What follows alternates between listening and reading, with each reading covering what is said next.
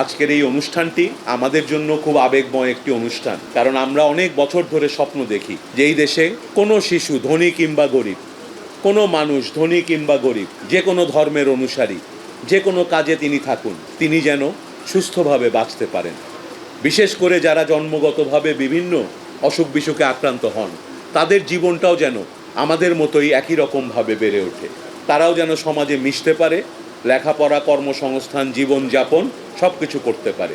এই সরকার তার বাজেটে, তার কর্মসূচিতে, তার নীতি প্রণয়নে এবং তার ব্যবস্থাপনায় এদেশের প্রতিটি প্রতিবন্ধী মানুষকে অন্য সকল নাগরিকের সম অধিকার দিয়ে তার সমস্ত সেবা এবং অধিকারকে নিশ্চিত করার জন্য কাজ করছে। সারা দেশের বিভিন্ন উপজেলায় সরকার কর্মসূচি নিয়েছে এবারের বাজেটে যে আমরা সেই ধরনের কর্মসূচি বাস্তবায়ন করব, যাতে এই শিশুগুলো গ্রামে গঞ্জে, শহরে নগরে যেখানেই থাকুক, তারা যেন আমাদের স্বাস্থ্যসেবাটা পায়।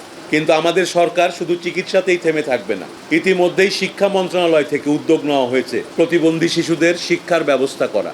জেলায় জেলায় প্রতিষ্ঠান আছে এবং উপজেলা পর্যায়ে বিভিন্ন শিক্ষা প্রতিষ্ঠানে অন্য বাচ্চাদের মতোই সম অধিকার নিয়ে তারা শিক্ষার সুযোগ পায়।